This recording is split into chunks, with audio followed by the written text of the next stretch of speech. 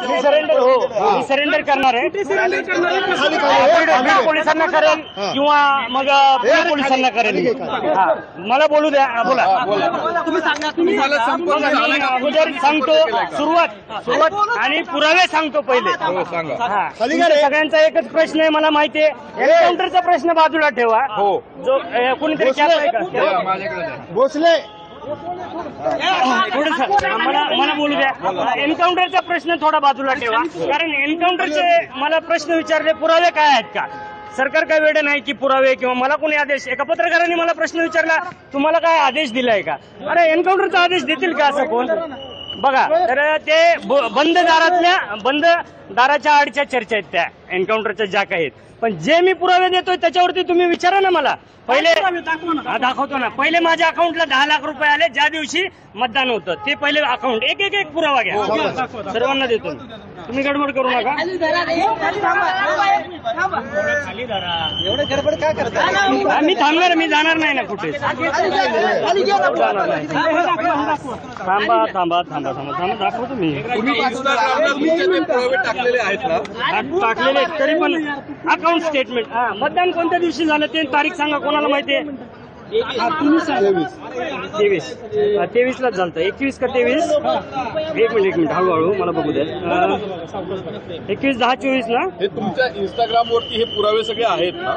बाकीच्यांना ज्यांना नाही आहेत त्यांना दाखवू द्या ना मला, कारण पत्रकारांचं कसं आहे केले 2.5 लाखामध्ये आता माझा हे बाकीचा उरलेला खर्च चालू आहे। थांबा, मी चालू आहे आता त्यातलंच करणार ना। आता काय करणार मी, जे काही पगारातली सेव्हिंग आणि त्यातला खर्च थोडे करून परत दिले। बरोबर, हो मैकराज, मी सांगितलं होतं की 7.5 परत दिलेले आहेत मी, आणि 2.5 राहिलेले आहेत, तेही मी अजून प्रामाणिकपणे देईल। परत कसे दिले? 17-10 परत कसे दिले? कॅश की कॅश, दुसरे ट्रान्सफर, माझा अकाउंट? हे सगळे पैसे कशासाठी दिले होते तुम्हाला? 10 लाख रुपये हे अमाऊंट का दिली होती? तुम्ही शांत बसायचं। ज्या काही भेटलेलं आहे, हे बघा माझ्याकडं 416 रुपये बॅलन्स होतं। 416 तारीख दाखवतो पहिले। एक मिनिट गडबड करू नका। 21/10/24 तारीख बघा। 21/10/24 कोणी पाठवले? तुम्ही म्हणतात 465 बॅलन्स होते। ऐका ना, एन्काउंटर साठी एन्काउंटर आताच घेऊ नका। एन्काउंटर थोडं बाजूला घ्या। हे पैसे कशासाठी आले होते? ईव्हीएम मशीन पासून तुम्ही दूर जायचं। जे काही ईव्हीएम ला छेडछाड होईल ते गप्प बसायचं आणि सहन करायचं।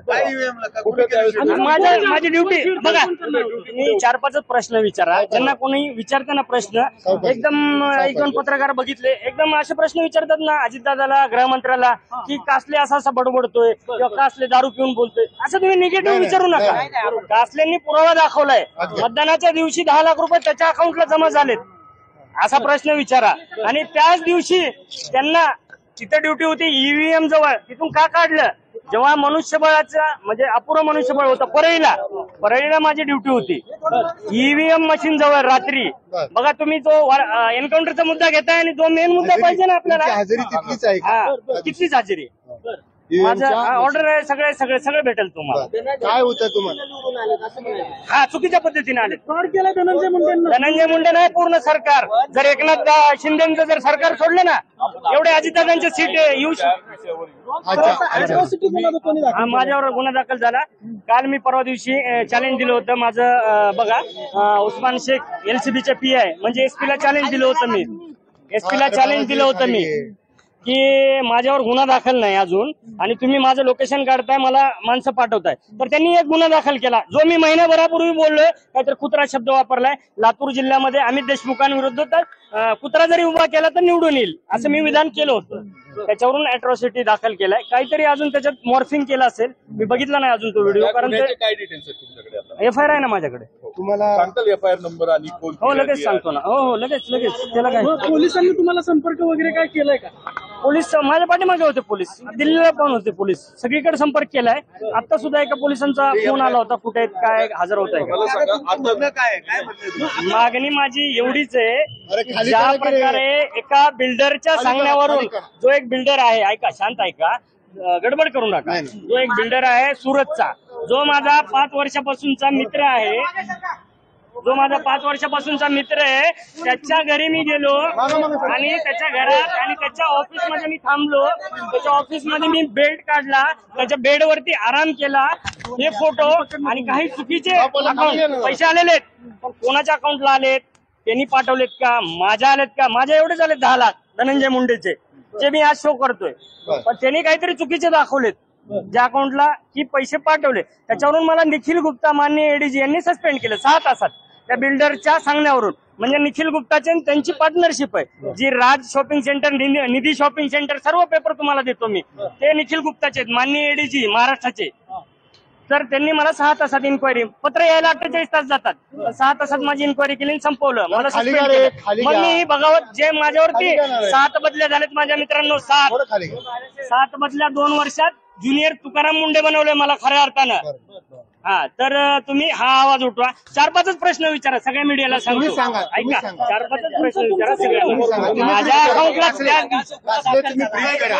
10 लाख रुपये तुम्ही आले की दाखवता पण काय बाकीचं स्वतः शरण जाणार पोलिसांना शरण जाणार काय पोलीस तुम्हाला या ठिकाणी ताब्यात घेण्यासाठी आले नाही आले नाहीत आता मी जाईन इथल्या डिसिप्लिन कडे वगैरे प्रॉपरच्या आता जाणार हा किंवा सीपी वगैरे सीपी ऑफिस जे काय आता इथलं बघतो मी म्हणजे पोलिसांना शरण जाणार हो शरण करण्यासाठी चॅलेंज का करत होते पोलिसांना चॅलेंज ऐका ना सिस्टीमच्या विरोधात लढणं चॅलेंज का केलं सांगतो चॅलेंज का केलं चॅलेंज याच्यासाठी केलं होतं की मी अजून 15 दिवस जरी गेलो तरी भेटलो नसतो पण मला काही पत्रकारांनी काही माझ्या मित्रांनी काही माजी पोलीस अधिकाऱ्यांनी सांगितलं की तू फेस कर असं पळू नकोस आणि मलाही वेगळं वाटत होतं की मी मोबाईल बंद करतोय आणि पोलिसांपासून लपंडाव खेळतोय त्याच्यापेक्षा म्हणलं फेस करू काय 8 दिवसाची जेल होईल 15 दिवसाची जेल होईल आता तुम्हाला आता मी अजून तेच सांगू का इथल्या डिसिप्लिनला भेटणार आणि मी पुढे बीडला जाणार अरेस्ट होणार उद्या उद्या अरेस्ट होणार आता कोणी तुम्हाला अरेस्ट करायला ताब्यात घ्यायला आता आलेलं बघू आलेत का नाहीत ते आले नाहीत कोणी तुमचे कोणी मित्र किंवा सहकारी आलेत काय ते आलेत फोन आलेत ते मी सांगतो आता कोण कोण आलेत काय नाही. कासले फक्त हा तुमचा जो 2 दिवसापासून तुम्ही व्हिडिओ व्हायरल करताय दिल्लीला होतात दिल्लीला नेमकं कुठे होतात काय हा होतं दिल्लीला बघा हा त्याच्यावर मला बोलायचंय दिल्लीला मी माझे व्हिडिओ मीच टाकलेत साम टीव्हीने अशी बातमी दिली की कासलेंचे नवे कारनामे समोर हळूहळू घ्या कासले. कासलेंचे नवे कारनामे समोर ही चुकीची बातमी आहे बरं. असं नाही मी गेलोय माझ्या पैशाने पिलोय माझ्या पैशाने पब म्हणजे काय हो परमिशन आहे पबला बरं. पब म्हणजे काय त्या ठिकाणी जाऊन डान्स कुठे केलाय तुम्ही काय फिरलात? चुकी हा, लाल किल्ला पब सगळं केलं पुण्याची आणि राजकीय कोणाची काय अश्लील काय कृत्य केले का जाऊन राजकीय पुण्या नेत्याची भेटगाठ घेतला भेट घेतली मी 100 चॅनलची घेतली भेट आणि 100 चॅनलनी मुलाखत घेतली माझी अजून दाखवले नाहीत म्हणजे त्यांना राजकीय आरुषी सिंह यांची आज मी 1 तास भेट घेतलेली कोण आहे ते आरुषी सिंह काही दिवसापूर्वी दिल्लीच्या मुख्यमंत्री होत्या बर तर त्यांनी माझा प्रश्न ते उपस्थित करणार आहेत 1 तास आमची चर्चा झाली आज बर तर बघू आता ते त्या वरच्या लेवलवरती म्हणजे त्याला काय म्हणतात आपल्या भारत लेवलवरती हा प्रश्न ईव्हीएमचा तर तुम्ही पण हाच प्रश्न उचला मित्रांनो की ईव्हीएम जवळ फक्त 3-4 प्रश्न ऐका नीट ऐकून घ्या की यांची ड्युटी काय होती ईव्हीएम जवळची ड्युटी का काढली यांना आराम का दिला रेस्ट का दिला आणि यांचं त्या दिवशीचं लोकेशन काय आणि यांच्या अकाउंटवर 10 लाख का जमा झाले बस सगळे उत्तर मी कुणी जमा केलं धनंजय मुंडे कॅश पकडली होती ती आणि ईव्हीएम पशी तुम्ही थांबायचं नाही परत परत विचारू नका स्वतः येतात का धनंजय मुंडे वाल्मिक कराड आले वाल्मिक कराड कासलेजी सांगितलं ना, वाल्मिक कराड. हो, वाल्मिक कराड आले. कासलेजी तुम्ही पैसे पकडले होतात हो मला भेटले वाल्मिक कराड हो तुम्हाला वाल्मिक कराडे हो, वाल्मिक कराड कुठं दिलं कुठल्या ठिकाणी माझ्या कुठे झाली कशी डील झाली होती तुमची एक परळीच्या खाली घ्या, वरती खाली घ्या. ते राखेचं ज्या ठिकाणी हे ना सेंटर आहे ना त्याच्यावरती आमची राहण्याची सोय केली होती त्या ठिकाणी लोकेशन काढले तरी मला असं बोलता येत नाही हात खाली घेऊन. नाही घ्यायचं ते घ्या नाही तर मला असं बोलता येत नाही हा, मला डिस्टर्ब करू नका सावकाश नाही माझा बीपी पुन्हा वाढतो एक प्रश्न विचारा एक प्रश्न विचारा ना तुमची भेट कुठे झाली कशी डील ज्या ठिकाणी मंगल कार्यालयामध्ये आमची राहण्याची व्यवस्था केली होती त्या ठिकाणी ते आले होते बर काय त्या ठिकाणी काय बोलणं झालं काय ठरलं होतं नेमकं तुमचं ठरलं काय नाही शांत राहण्यास मला सांगितलं होतं कोण कोण होतं त्या बैठकीत? तुम्हाला रिझर्व्ह ठेवेल तुम्ही फक्त शांत राहा ज्याप्रमाणे तुम्ही पहिले कारवाई केली आहे लोकसभेलाही तुम्ही कारवाई केली होती बोगस मतदान तुम्ही करू दिलं नव्हतं लोकसभेला तर तुम्ही हे करू नका एवढं त्यांनी सांगितलं होतं भरपूर लोक आहेत भरपूर आहेत आमचे सचिन पांडकर साहेब सुद्धा आहेत सचिन पांडकर सुद्धा आहेत ते मला बोललेले की पैसे आलेत तुमच्याकडे ते भेटतात तर ठेवा, ओपन करू नका, नाही तर तेही जातील आणि सस्पेंड व्हाल, डिसमिस व्हाल. सचिन पांडकर कोण आहे? कोण आहे ते? सचिन पांडकर ऍडिशनल एसपी जे 4 वर्ष झाले एका ठिकाणी ठाण मांडून आहेत, जे वाल्मिक कराडचे हस्तक आहेत, ऍडिशनल एसपी. पण तुम्ही आता त्यांच्यावर तुमचा आरोप काय? दुसरा माझ्या घरात आता एन्काउंटरचा पुरावा आपल्याला फक्त तुम्हाला जी माहिती आहे किंवा तुम्हाला जे सांगायचं. हळू पहिले हळू सांगतो. बघा, बोगस एन्काउंटर काय असतो हे मी पहिले जनतेला समजून सांगतो. तुम्हाला माहिती आहे, सांगितलं नको सांगू. हा, तर बोगस एन्काउंटर असा असतो, मुख्यमंत्री, दोन्ही उपमुख्यमंत्री, सचिव, गृह सचिव हे पहिले वरून केंद्राकडून सिग्नल आल्यानंतर गुप्त बैठक होते, त्यानंतर ठरवतात. जसा अक्षय शिंदेचा झाला त्यानंतर 4-5 अधिकारी वरिष्ठ लेवलचे येतात आणि त्या म्हणजे स्थानिक पातळीवरचे 4-5 अधिकारी अंमलदार निवडतात आणि मग तो बोगस एन्काउंटर केला जातो. तसाच तीच ऑफर मला होती. पण त्या ऑफरचे असे पुरावे तुम्हाला भेटणार नाहीत, कारण शासन किंवा IPS IAS लोक खूप हुशार असतात. बंद दारात मला ऑर्डर बी अशी होती ना, म्हणजे ऑफर की तुम्ही डायरेक्ट जाऊन शूट करा, नाही तुम्ही त्यांच्या पाठीमागे रिव्हॉल्वर घेऊन 24 तास राहा आणि जर कुठे तुम्हाला चुकीचं वाटलं तर तुम्ही कारवाई करा. लक्षात आलं का? अशी ती ऑफर होती. 25 कराड तुमचा जेवढा पगार जेवढा होतो ना, एक तुमच्या आता माझी सर्व्हिस राहिली 25 वर्ष, जेवढा पगार आहे लमसम, तुमचा पगार होत असेल 15 करोड 10 करोड, तर तुम्हाला 50 करोड आजच मिळेल लमसम. आणि पुन्हा इन्क्वायरी करतानाही आमचं सरकार राहील, त्याच्यातून तुम्हाला निर्दोष मुक्त आम्ही करू. ही जी घटना तुम्ही हे जे ही घटना म्हणताय ना एन्काउंटरची, मग वाल्मिक कराड यांना कोण भेटलं, कधी भेटलं, कुठे चर्चा झाली, काय? सर, पहिल्यापासून तुम्ही सांगताय की एक अधिकारी भेटलो होता IPS, तुम्ही पहिल्यापासून कोण नाव IPS सांगितलं नाही, तर IPS मला स्टेशन डायरी भेटेल ना. तुम्ही आतापर्यंत हे तर करा, आपला अर्ज तर करा माहिती अधिकार, तुम्हाला स्टेशन डायरी भेटेल. कुठे स्टेशन बीड पोलीस अधीक्षक यांना अर्ज करायचा, तुम्हाला ती नावं स्टेशन डायरी त्या दिवशीची मिळून जाईल. अधीक्षक कार्यालयात का पोलीस स्टेशन? अधीक्षक कार्यालय, कंट्रोलची डायरी. तुम्हाला ज्यावेळेस 10 लाख रुपये आले, त्यावेळेस इतर अधिकाऱ्यांना किती पैसे आले? बघा, हे सगळे अहो, मला एक दिवस प्रश्न विचारला तर मला जुन्यानं एसपीचं नाव आठवत नव्हतं, तर ते अधिकारी सगळे बाहेरचे असतात. IPS आणि IAS फार आपले म्हणजे पाटील जाधव असं आडनाव असतं तर लगेच सांगितलं असतं. सर, कधीचा कालावधी? आली एन्काउंटरची ना, ती कुणी आली, कितीदा चर्चा झाली, किती कुठं तारखेला ही बैठक ऑफर झाल्या, आली काय ते होती? कुठल्या सांगा. महिन्यात ही ऑफर आली तुम्हाला? वाल्मिक कराड यांना अटक केल्यानंतर 4 दिवसातच हे आलेले अधिकारी. हा, त्यांचे लोकेशन भेटतील, नावं भेटतील, तुम्ही माहितीचा अर्ज तर टाका उद्या. जे तुमचे प्रतिनिधी असतील बीडला त्यांच्यावर टाका. आणि माझ्या घरात 4 लोक काल कोण घुसले, आवाज उचला ना, माझ्या घरात पुरावे आहेत.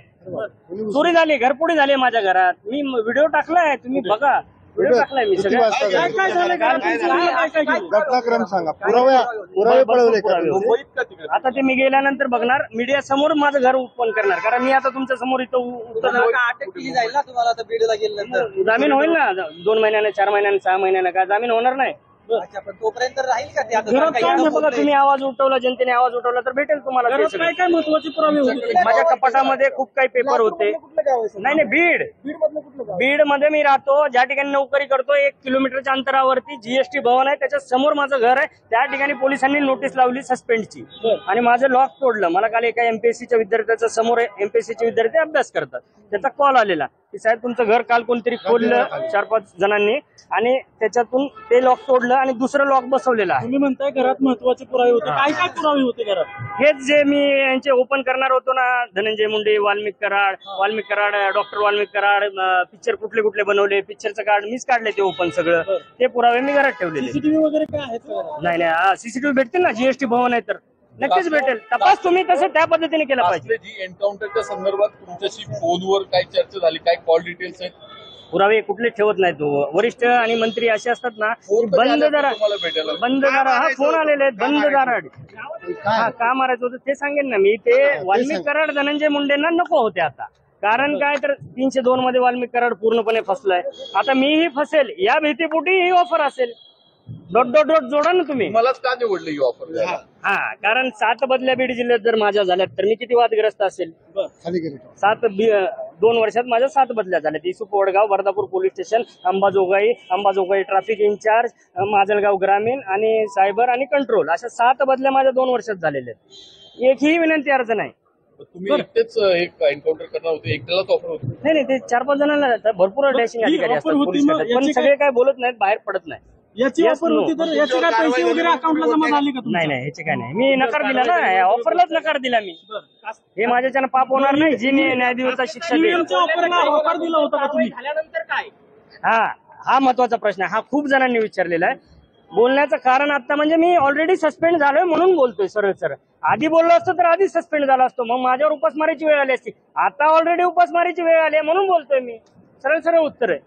छान प्रश्न आहे तुमचा. असे आरोप करून तुम्हाला सस्पेन्शन रद्द करून घ्या. नाही, मला डिसमिस करतील आता खात्यातून. आता एक गुन्हा दाखल झाला, जो महिन्याभरापूर्वी बोललो मी, खोटा गुन्हा दाखल झाला. आता तर ते मुकेश नाटाने त्यांनी पण बोललो, त्यांनाही वाईट वाटतं. तोही आज माझा मित्र 10 फोन करतो 100 की जाऊ द्या, निखिल गुप्तांचं चुकलं, असं झालं तसं झालं, तुम्ही सगळ्यांना मध्ये घेऊ नका, फडणवीसांना मध्ये नका घेऊ. मी म्हणलं आता बघा अजित पवारला का घेतलं, काल मला फोन आला. बघा अजित पवारांचं का घेतलं सांगू का? त्यांनी एक भाषणामध्ये असं वाक्य केलं की टायरामध्ये घाला आणि मारा या कार्यकर्त्यांना, म्हणजे जे असे वागतील ते.